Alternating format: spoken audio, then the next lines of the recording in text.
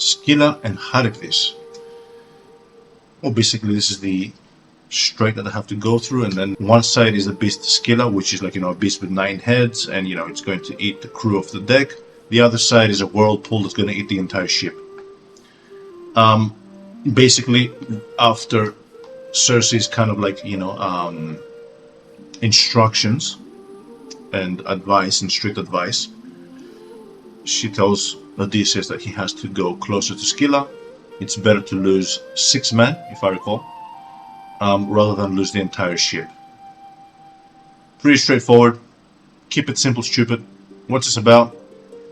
A trial of calculated sacrifice, or the trial of necessary sacrifice. In this moment is where we realize there's no good option, only 2 terrible ones. And what can you do in those choices? You can only avoid, you cannot avoid loss. You can only choose the lesser of all. But you have to play strategically and smart. In life, sometimes we are met with difficult choices, and we have to pretty much accept that neither of those is ideal. We're going to have to choose the lesser evil. In this case here, it can be also in the ancient times juxtaposed as a lesson towards leaders. It is a necessary lesson in leadership, maturity, and realism. Sometimes survival and progress, it has like painful choices such as that, where you have to make certain decisions like, I have to sacrifice a small amount of crew members for the greater good. Either we're all going to die, or only a few of us are going to die. It's unavoidable. It's also kind of like the whole essence of war, I guess, to a certain degree. But when you juxtapose this to actual real-life choices, it could be career-based, it could be a relationship, it could be a whole bunch of other different situations that you're met with and you're faced with in your life. And upon realizing that, I have 2 choices here. One is a bad choice, and the other one is a worse choice. And you have to man up, and you have to have I keep saying the word man up, and all the feminazis might get angry over this. Man up, okay? Grow some balls, even as a woman. There's a reason why we have the feminine energies and we have the male energies, and they're both very potent and they're both important. One does not detract from the other, okay? Don't get your panties in a knot when I use that phrase, because we are conditioned from the social shit around us. We say a certain phrase and people get angry. Man up. That's what it's showing us, okay? The whole trial of this is man up and do what's right. Sometimes you have to make a choice and you have to make a decision. You're like, I have to go through with this. It's going to hurt, but if I don't do this, the outcome is worse. Sometimes we have to man up, and we just have to do what's right. It's a simple task. It shows, again, a form of maturity, where it's kind of like ties into a little bit the know thyself. But furthermore, it also kind of like emphasizes a little bit again the connection that happened with Cersei and that whole situation there, where he was bestowed with a lot of wisdom. Like, he was given information for how to return home. Now, the information that he got on the first case was on the living plane with Cersei. So through life itself, he analyzed, which is again juxtaposed to real life. We analyze our options, we analyze our way forward, we realize, we understand, we use our logic first to plan out and map what we're trying to do, where we want to go. And then the second layer of that is diving deeper and getting the spiritual kind of like, resonance or depth to that, which is the underworld. So Cersei and the underworld are those 2 things. First, you have to figure it out on the conscious level, and then you're going into the subconscious level to actually find the extra information for that. That's primarily what this is about. Like, again, it kind of ties back and shows us, and it represents a little bit a better understanding of the whole interaction with Cersei, what it was about to a certain degree. Again, it wasn't really temptation and seduction. It was a very good thing to a certain degree. It's just that we need to learn the balance of how to use that thing and not lose ourselves in that knowledge or in that experience, but at the same time use it to gain a lot from it and actually use it as a bearing to help us forward and to give us insight and foresight. And at that point is where, like a lot of people say that the turning point is at the underworld. I would argue the turning point is at Cersei. My personal interpretation is that I would argue the turning point is at Cersei, because that's where he's starting to recollect, and for a whole year he's there and he's recollecting his wisdom. He's really refining himself with what he wants to do, his journey home, what his tasks are. He's starting to really put things into place, into order. And that's what that whole connection there was with Cersei. And that is what sets him on the path towards the underworld. So that's where the I would argue the pivot happens in the story much more rather than the underworld. A lot of people consider that to be the pivot, and where it's like, oh, okay, so from here the story. I think that it happens sooner beyond that, before that. And if we notice also, those ripples are still, like the effects of those ripples are still being experienced in the later trials, such as this one here with Skyla and Charybdis. Pretty straightforward. Honestly, like I don't think I have much more to add to this. See how straightforward some of the symbolism is. I've said this several times already, that the actual symbolisms for most of these trials, they're pretty straightforward. Like this one here, it doesn't get any more straightforward than that. You have two bad choices. Which one is the worst? That one, okay. You have to man up, and you have to actually have the courage to steer through the lesser evil. Even though it's going to hurt, and even though it's going to cause you damage, the losses that you're going to have, it's a sacrifice. It's a calculated and a necessary sacrifice that you're going to have to choose to do in order to not have a larger loss from, you know, the other side. Some of these are not even symbolic. It's like it's straightforward. It's just telling you right away what it is. You don't even have to use symbolism for it. Like if some of these things, some people are like, oh, I don't really buy it. I don't really buy this interpretation. I ask myself then, if you don't buy an interpretation of this one here, which is like one of the easier, you know, symbolisms, then I don't know what to say at that point. Like, is it a lack of the ability to think? Is it a lack of the ability to interpret, to understand, to use logic? I don't understand. Like, that's foreign to me, because this trial here is just as easy as it gets. And we've had a couple of trials like that all over the story. They're just straightforward, boom, right there, to the point, move on. What's the lesson here? Oh, the lesson is that you got to be able to, you know, manage the lesser evil and actually have the courage to, you know, to steer through it. That's it. Any other deeper meaning? No. That's it.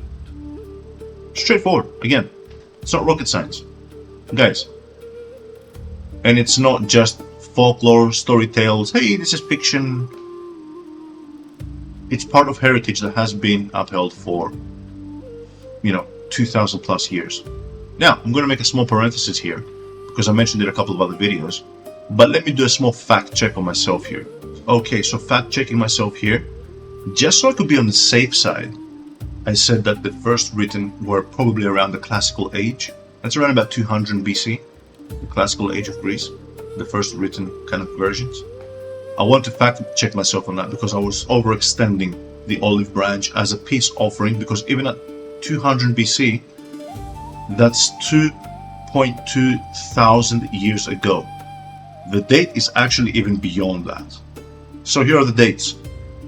The oral poems were likely passed down by bards from around 1200 and 1100 BC. Around about there is when they start, around about when the Trojan period ended.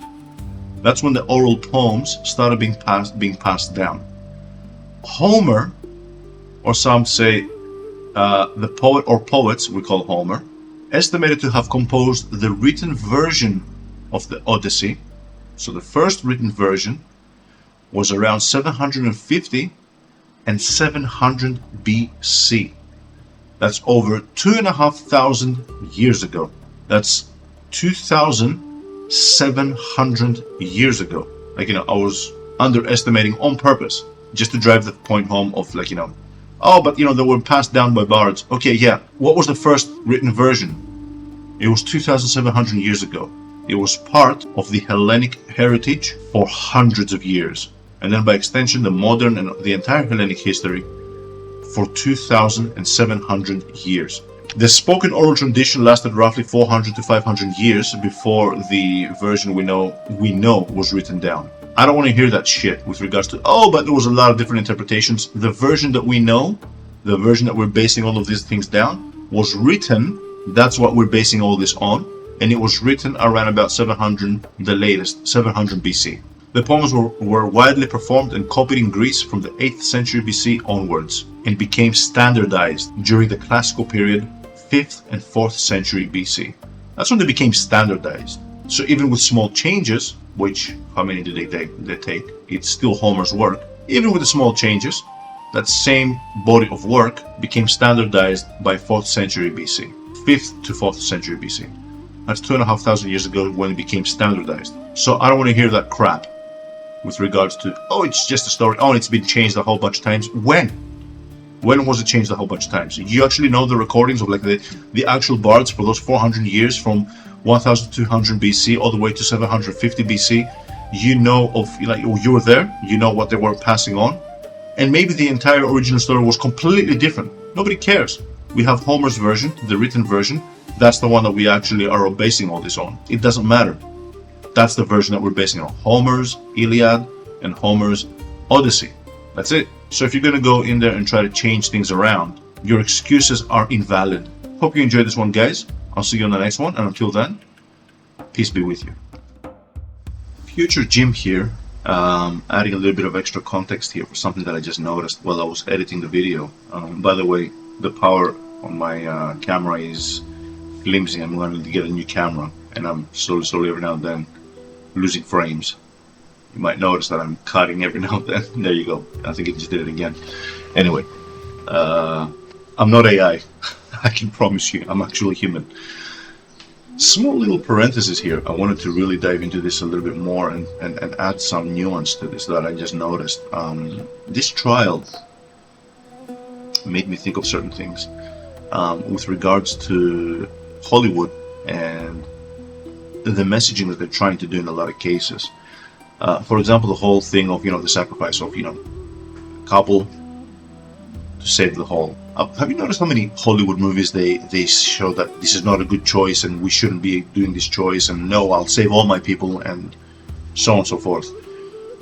If anything, creating soy boys that don't have what it takes to actually make the decision that they should. And even worse, they don't have the balls, let's just say, to face reality in life head on. They don't want to accept reality. It's like, no, I'm going to find a way to save everybody. That's called greed, and that's not being able to accept the situation, and that's not having the tools or being formidable enough to actually make the choice that you need. Again, like we went through the entire video and I made symbolism for this.